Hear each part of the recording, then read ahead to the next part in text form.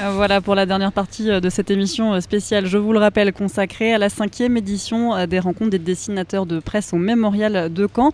On parlait il y a quelques instants du dessin de presse comme patrimoine, Stéphane Grimaldi. Il faut arriver à faire comprendre aux gens que le dessin de presse, ça fait vraiment partie de la culture.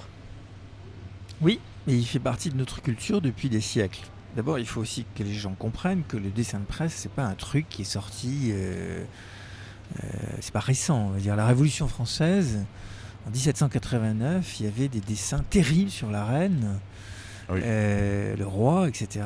Louis-Philippe a été assassiné par un dessinateur qui l'a transformé en poire. Enfin bref. Et il y a eu des dessins épouvantables sous l'occupation en France et partout, des dessins antisémites, des dessins qui ont contribué au massacre. Bon bref, donc le dessin de presse a une histoire. Et d'ailleurs avec Emmanuel, on travaille depuis très longtemps sur l'idée de créer un parcours au mémorial sur la question de l'histoire du dessin de presse, de sa place dans la société, mais pas depuis 10 ans, on va au moins travailler sur le XXe siècle. Voilà. Oui, donc il fait partie du patrimoine. Il est porteur de culture, Michel Onfray, ce dessin de presse, mais c'est vrai qu'on sent qu'il faut de plus en plus le revendiquer, le défendre, qu'il faut défendre cette idée, tout simplement. Il faut surtout défendre la culture et l'instruction, c'est-à-dire qu'aujourd'hui, avec le politiquement correct, quand on défend l'instruction, on est un réactionnaire. Donc ça devient difficile de dire qu'à l'école, ce serait bien qu'on apprenne à lire, à écrire, à compter, à penser, à dessiner. Dès qu'on dit ça, on passe pour un fasciste, un soutien de Marine Le Pen. Donc ça devient problématique. Il faudrait déjà commencer par accepter le minimum, c'est-à-dire qu'à l'école, on apprenne ça. Voilà. Puis après, on apprendra que les femmes peuvent porter la barbe, qu'on peut trier ses ordures en fonction du plastique et du carton, et qu'on doit aimer son prochain comme soi-même pour l'amour de Dieu, pour l'amour de l'État, voulais-je dire. Mais on peut commencer par les fondamentaux, oui. Mardi, en Italie, est-ce que le gouvernement réagit différemment au gouvernement français ? Est-ce que le dessin de presse est plus culturellement présent dans la société ?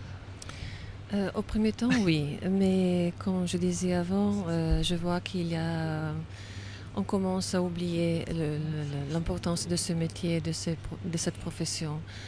Et je me sens beaucoup plus militant à l'école quand je propose à mes élèves à réfléchir, la réflexion. Pardonnez-moi, la réflexion. Et pour moi, c'est important, toutes les choses dont on a parlé aujourd'hui. Il faut commencer à enseigner aux élèves, aux étudiants, à être libres avec la tête.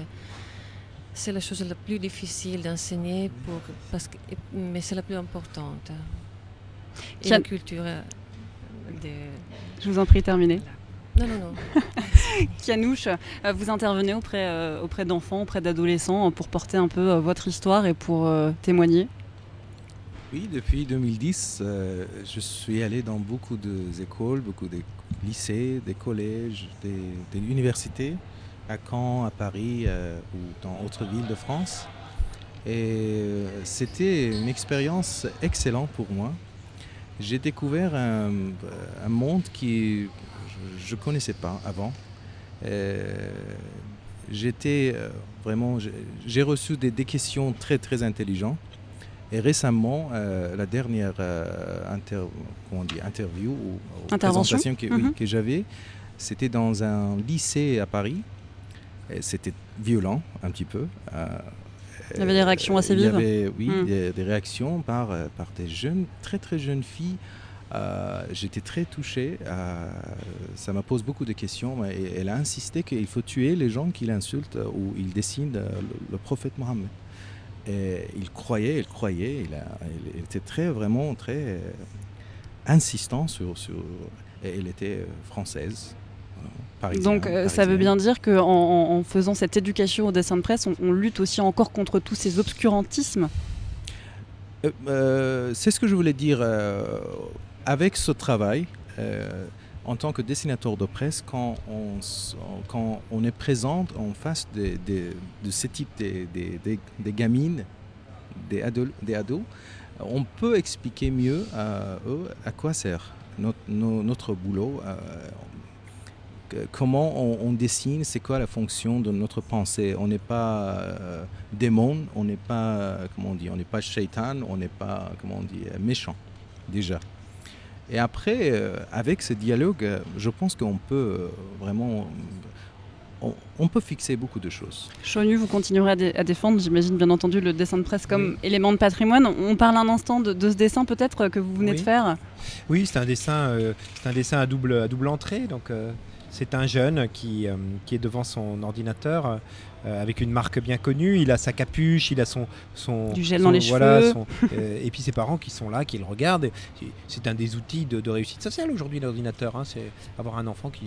Et puis en fait, quand on le retourne, on s'aperçoit que voilà, il y a un islamiste, quelque chose qui peut incarner, comme vous dites, l'obscurantisme. Et vous apercevez que dans un monde où il n'y a plus de repères, où finalement il n'y a plus que tout est consommation, où il n'y a plus de patrie aussi, il n'y a plus d'attachement à un pays, parce que vous avez parlé de ces jeunes filles, mais je regardais hier un reportage sur les républicains espagnols, sur ces Italiens qui ont peuplé la Meurthe-et-Moselle. Il y avait un désir de France aussi, et on ne doit pas le laisser à l'extrême droite. Et donc en fait finalement, ce gamin, il va se raccrocher à quelque chose qui lui impose un dogme, parce qu'on est une société du choix, on a trop de choix, et donc finalement la grande déprime de cette jeunesse, c'est finalement entrer dans quelque chose où on n'a plus le choix. Voilà. Et donc peut-être que ce dessin, très modestement, il fait rire, mais en même temps il peut faire réfléchir un petit peu. Parce que, en plus, il est dans la tradition d'Archimboldo, on détourne les choses. On le publiera également sur notre site. L'histoire de l'art, enseigner l'histoire de l'art, ça me paraît important. Pour nos auditeurs, Stéphane Grimaldi, le mot de la fin, est-ce qu'un rendez-vous comme celui-ci au Mémorial de Caen peut essaimer en France, peut donner envie à d'autres établissements, là aussi, de s'emparer du sujet ? Ah oui, on l'espère. Vous avez des pistes de réflexion avec d'autres villes ? Oui, tout à fait, oui, on a... et puis, oui, absolument. On a des pistes de réflexion avec d'autres villes, d'autres festivals, d'autres pays. De même qu'on a essayé d'essaimer avec le concours de plaidoirie en l'exportant en Palestine, on peut l'exporter à Madagascar ou aux États-Unis, etc.